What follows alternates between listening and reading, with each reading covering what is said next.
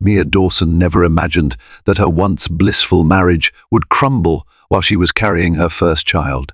Yet here she was, staring at the divorce papers spread across the coffee table, pen trembling in her hand. She could feel the baby flutter within her belly like a tiny warning against the finality of her decision. On the brink of signing away their future, she noticed an old shoebox in the closet. Tucked inside was a letter, crinkled and stained with tears.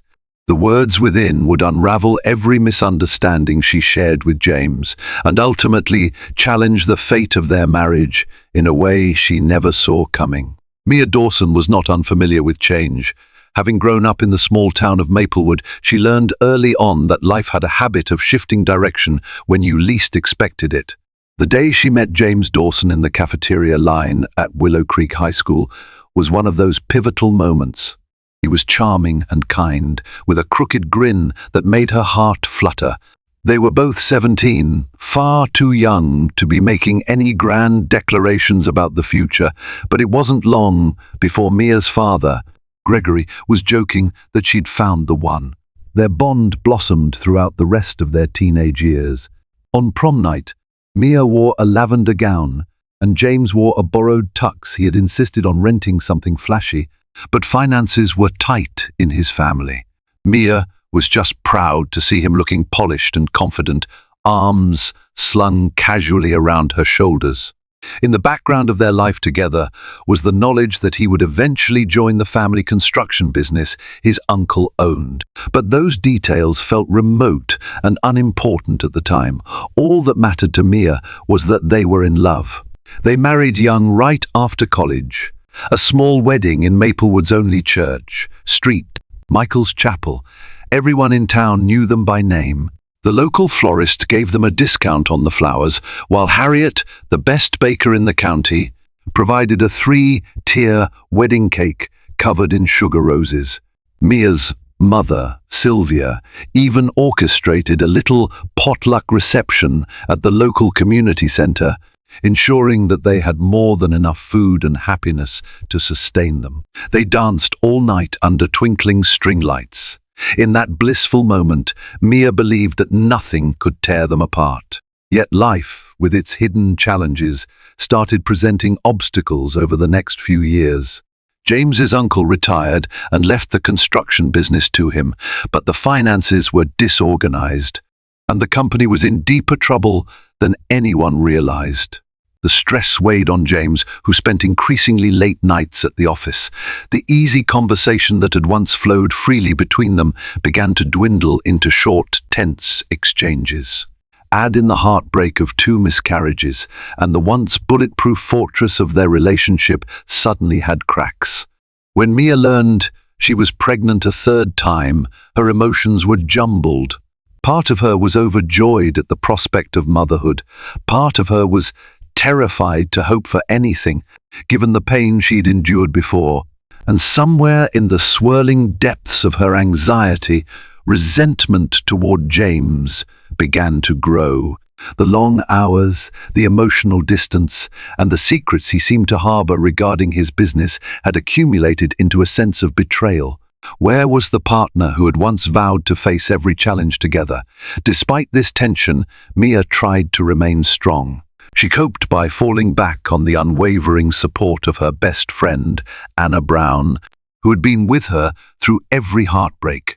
Anna insisted that James loved her deeply, but Mia struggled to believe it. She saw receipts from fancy dinners, but James never mentioned them. He came home with new bruises on his knuckles, refusing to explain. And then there were the hushed phone calls Mia overheard. Before long, suspicion strangled every ounce of trust she had left. One day, after a particularly explosive argument, James disappeared for 2 days straight, leaving Mia alone to wonder. Feeling desperate, she turned to her father, Gregory, for advice. She half expected him to side with her unconditionally and accuse James of wrongdoing.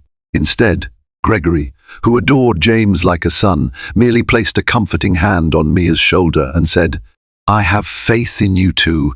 There must be an explanation for his behavior. Talk to him calmly." If it doesn't work, do what you need to do to protect yourself and your baby. But Mia was tired of carrying the weight of uncertainty alone. In her 5th month of pregnancy, exhausted both physically and emotionally, she asked James for a divorce. His reaction was shock, swiftly replaced by a grim resignation. Instead of fighting for her, as she had secretly hoped he would, he simply agreed, unwilling or unable to show any emotion that might keep her from following through. That stunned her more than the possibility of his betrayal. Within a week, they arranged a meeting with an attorney named Vanessa Chamberlain, an old friend of Mia's mother. Vanessa tried her best to be impartial, but it was obvious she believed the couple was making a colossal mistake. The day before Mia planned to sign the divorce papers, something inside her urged her to explore every corner of the house one last time. She was cleaning out the closet, sorting through old sweaters and photo albums, when she stumbled upon a fraying shoebox tucked behind her wedding dress. She had put the dress away months before, no longer capable of looking at it without heartache. Curiosity piqued, Mia lifted the lid off the box. The first thing she saw was the letter and envelope with her name scribbled on the front, dated over a year ago. Inside was a handwritten note from James. Her heart pounded in her chest. Why would James write her a letter and never deliver it? She took a deep breath and carefully began to read. The words blurred through her tears as she realized the letter was a confessional of James's internal torment. He wrote about the guilt he felt over their 2 miscarriages, how he sometimes blamed himself for not being present enough. He wrote about how the construction business was on the brink of bankruptcy because of hidden debts left by his uncle. The late nights, he admitted, were spent in desperate attempts to secure new contracts, or sometimes meeting with less than reputable individuals to find any possible bailout. He mentioned receiving threats from loan sharks, one of whom had beaten him up when he couldn't make a payment on time, hence the bruises. He had protected Mia from this knowledge, fearing it would cause her anxiety and jeopardize her pregnancy. James also revealed that, during that time, he had planned a huge surprise for her, a vow renewal in front of their families, hoping to rekindle the joy of their wedding day. He had even put a deposit down for a small event space near Maplewood Lake, but everything came crashing down when the bank threatened to foreclose on his uncle's old property. Unable to handle the shame, he had retreated into himself. His final lines read, "Mia, I love you more than my own life. I'm sorry I've failed you and our family. If you want to leave me, I won't stop you. But if there's any part of you that can still see the man you fell in love with, I promise to do whatever it takes to fix this mess. I just hope I'm not too late." Tears blurred Mia's vision until she could hardly make out the final words. She realized that all those suspicious dinners and hush-hush phone calls might have been James's desperate attempts to secure loans or contracts, not a sign of infidelity. The bruises, the secrecy, the exhaustion, it all had an explanation. And in one raw moment, Mia understood the depth of James's sacrifice. He had taken the weight of all this upon himself, fearing she could not handle the stress, especially after the miscarriages. Clutching the letter to her chest, Mia sank onto the floor and sobbed. A swirl of anger and grief and relief swelled within her. He had let her believe he didn't care, but in reality he'd been carrying the guilt of failing them both. She remembered each argument vividly, how she had demanded to know where he was going, how he had remained tight-lipped to spare her from the ugliness of his struggles. She thought she had wanted the truth, but James's fear was that revealing the entire story would shatter her already fragile heart. When her crying subsided, Mia sat there for a long while, the letter resting in her lap. She replayed the arguments, the tension, the accusations. The question that gnawed at her was, why didn't he just tell me? But she also knew, deep down, the reason James had lost faith in his own ability to protect her from their problems. He believed that shouldering the burden alone would protect her and their unborn child. The next morning, Mia still had the letter in her hand when James returned home. He had spent the night in a motel to avoid further arguments, but came back to finalize the divorce arrangements. She confronted him the moment he stepped into the living room. He looked haggard, as though he hadn't slept. Mia could see the faint bruise on his jawline, an echo from a confrontation she had never been told about. She held up the letter. His face went pale, eyes widening with a mix of fear and shame. "You were never supposed to see that," he whispered, voice trembling. Mia felt a surge of emotion. "You think I wanted to discover everything in a hidden shoebox? Why? Why did you write this and never give it to me?" He swallowed, looking defeated. "I thought if I gave you the letter, it would only hurt you more. Then time passed, and I was so deep in the mess, I didn't know how to face you. So I just never gave it to you." He slumped onto the sofa. Silence enveloped them, broken only by the hum of the refrigerator in the next room. Mia approached slowly, still clutching the letter. She lowered herself next to him. "This changes so much," she said softly. James shook his head. "It doesn't change the fact that I lied by omission. It doesn't change the fact that I was too scared to be honest about the debts, the loan sharks, everything. I wanted to shield you. And maybe, in the process, I pushed you away." Mia stared at the ring on her finger, the one she had thought to remove countless times. "I just can't believe you let me think you didn't care," she said, voice quivering. "All those times I was so alone." He reached out, hesitating before gently taking her hand. "I'm sorry, Mia. God, I'm so sorry. If you want this divorce, I won't blame you. But I need you to know I never stopped loving you." A tumult of emotions stormed inside her, and she found it impossible to respond immediately. Instead, she placed the letter on the table, took a deep breath, and finally said, "Let me decide what I want. But first, I need the full story. Start at the beginning, and don't leave out a single detail." For the next 2 hours, James poured his heart out, explaining how his uncle had been in massive debt, how the business was failing, how James had secretly borrowed money from a man named Derek Fowler, known around Maplewood for unsavory dealings. The fancy dinners were attempts to schmooze potential investors. The bruises came from debt collectors who grew impatient. The vow renewal plan had collapsed when James realized he couldn't pay the venue fees. For a while, he even considered skipping town, believing Mia would be better off without him. But he never could summon the courage to leave her entirely. He had tried to keep everything afloat for as long as possible, praying for a miracle. By the time he was done, Mia's tear-rimmed eyes reflected empathy and sorrow. She understood now that James had been drowning all by himself, determined not to drag her under. It struck her that the man she fell in love with, brave, selfless, and always trying to shield her, was still there. Fear had twisted his good intentions, transforming them into the cold distance she had perceived. Mia felt her unborn child move.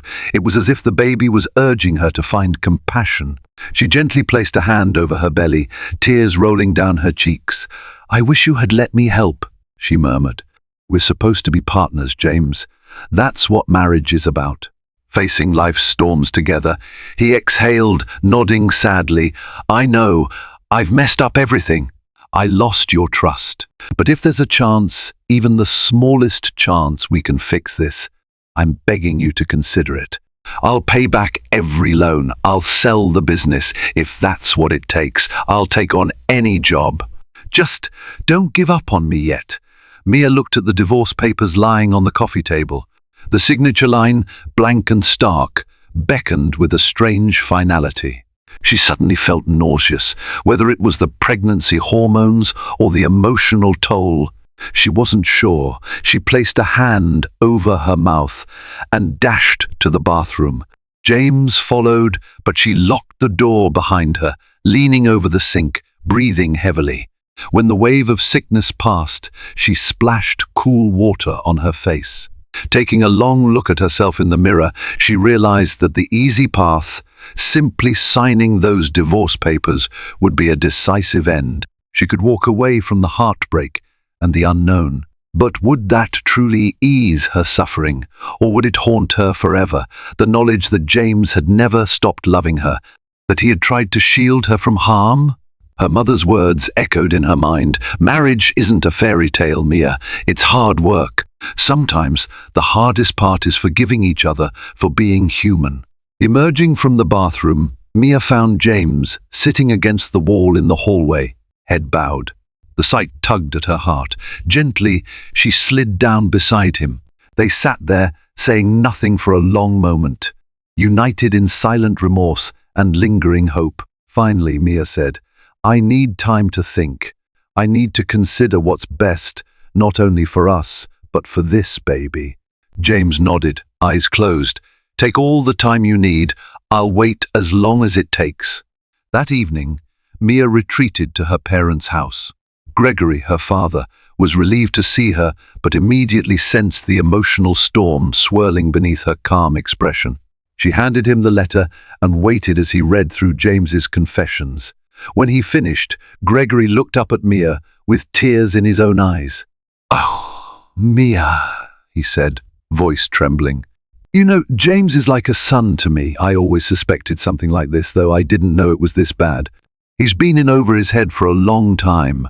Sylvia overheard from the kitchen, her apron still damp from washing dishes. She joined them, perched on the edge of an armchair. "Do you still love him?" she asked softly. Mia opened her mouth, then closed it, suddenly uncertain. She thought of the early days, sleeping under the stars in the back of James's truck, dancing in the church hall on their wedding day, leaning on him after every miscarriage. Her love was buried beneath layers of anger, fear, and betrayal, but it was still there. She could feel it stirring. "I do," she finally admitted, "but I'm afraid. Afraid he'll shut me out again, or something worse will happen, and I won't be able to handle it." Sylvia touched Mia's hand. "Your father and I have had our share of crises, Mia. Sometimes crises you never even knew about because we handled them privately. But we worked through them because we believed our marriage was worth it." Mia nodded, tears brimming.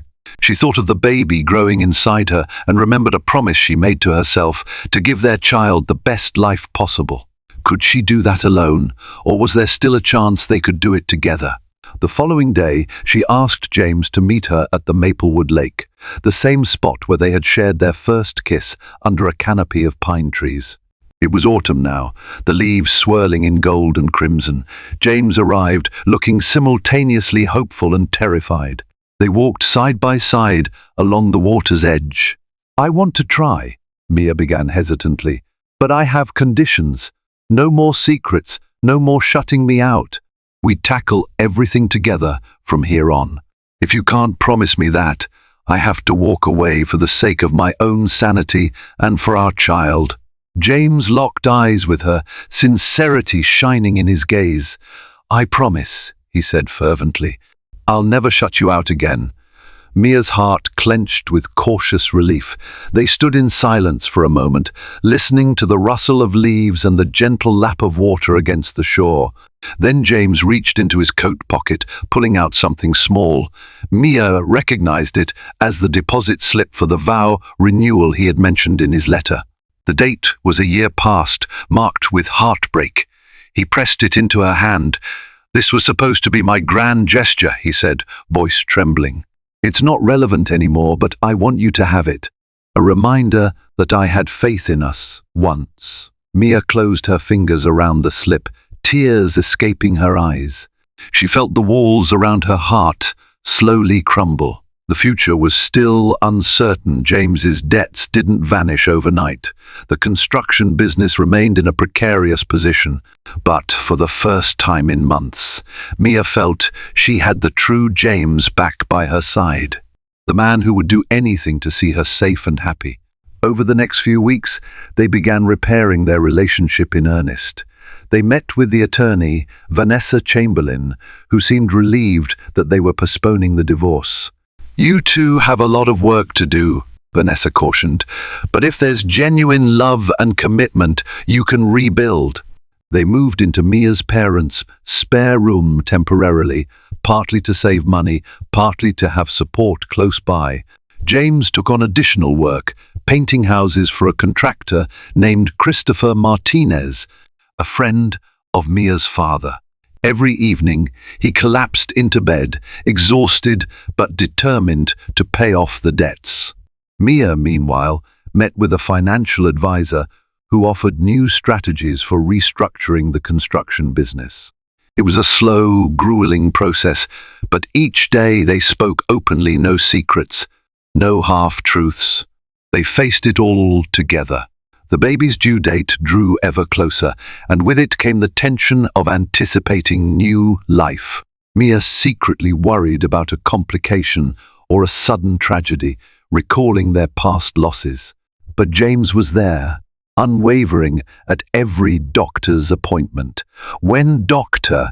Michelle Carter, the obstetrician, reassured them that the baby was healthy, the relief was so profound that they wept together in the examination room. For the first time in a long while, their tears were born of joy rather than sorrow. As Mia's belly grew, so did their resilience as a couple. They joined a local support group for expectant parents, forging friendships with people who had also faced challenges. One couple, Daniel and Sarah Michaels, had survived infidelity and financial ruin, only to emerge stronger and more united. Their story bolstered Mia's hope that love could be renewed even after being battered by life's storms.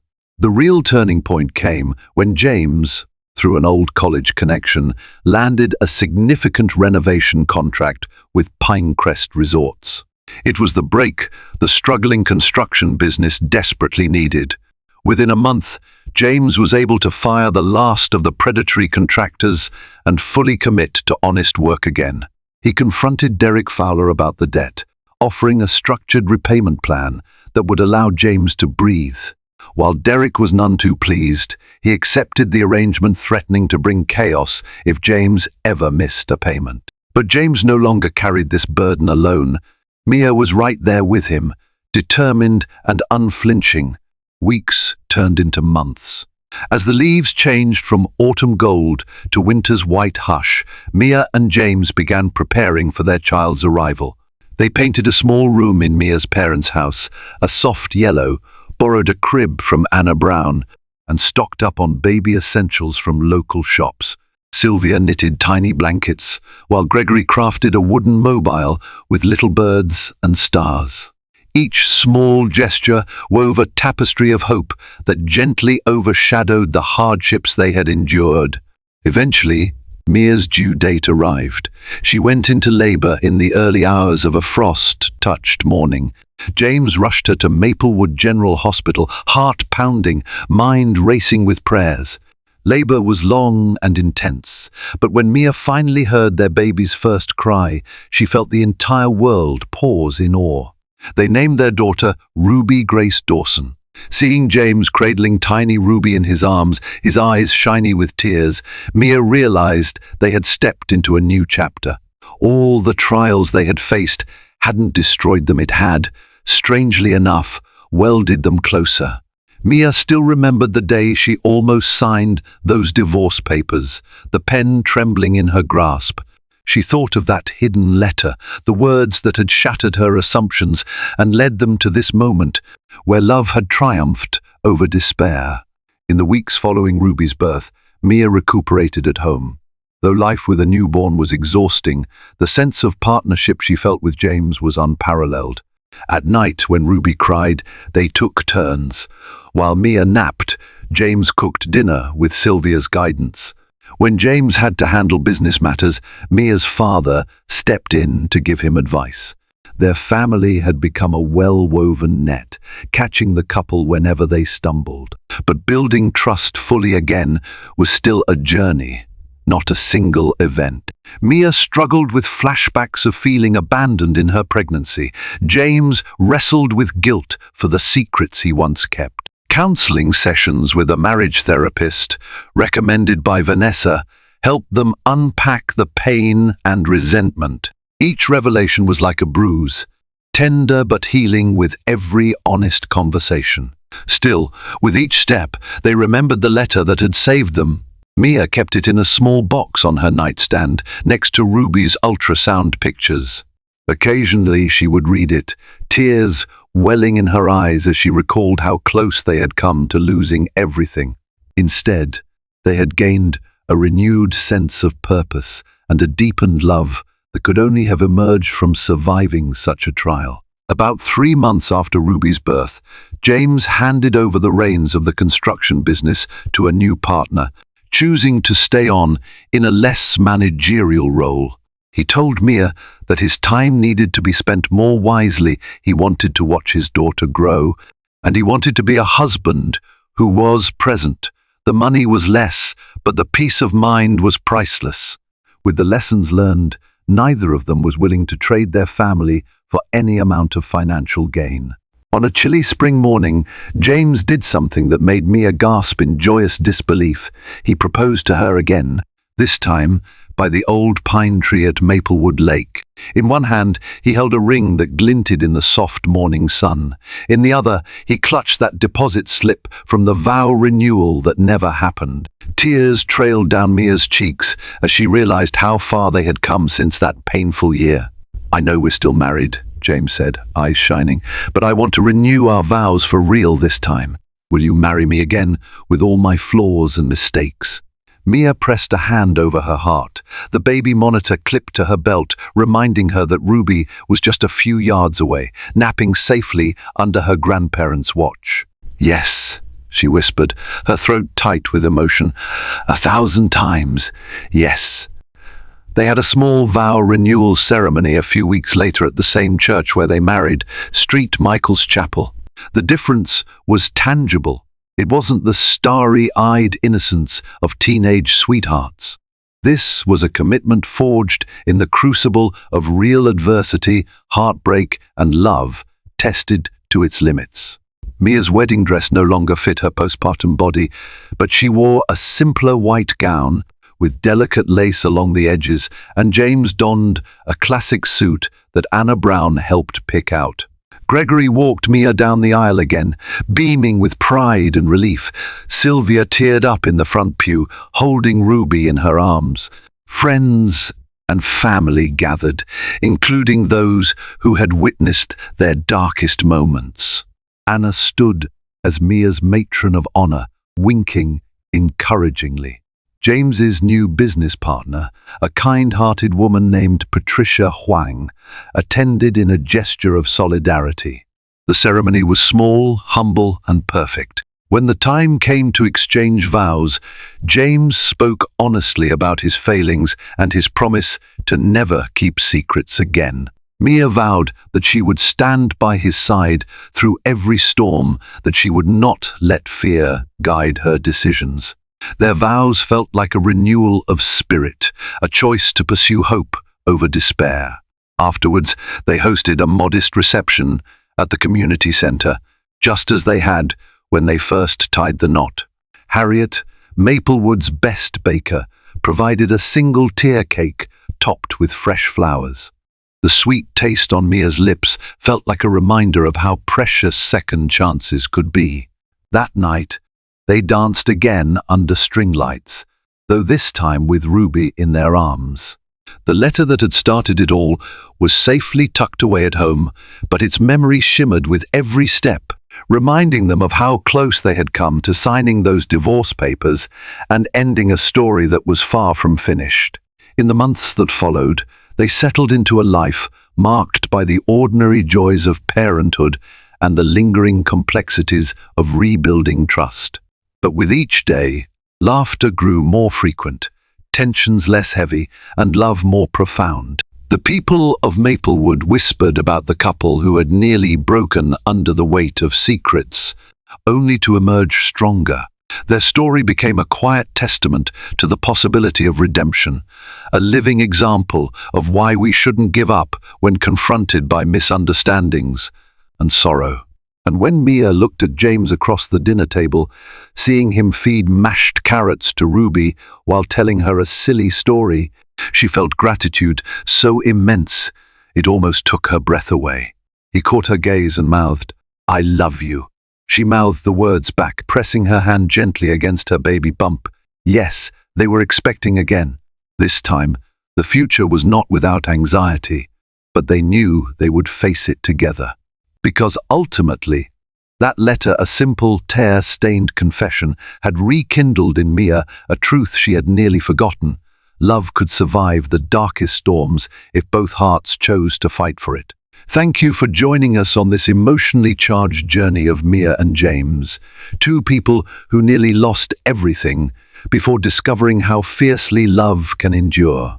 Their story reminds us that sometimes what appears to be betrayal is actually sacrifice, and that no matter how deep the hurt runs, honest communication and mutual understanding can light the path to healing.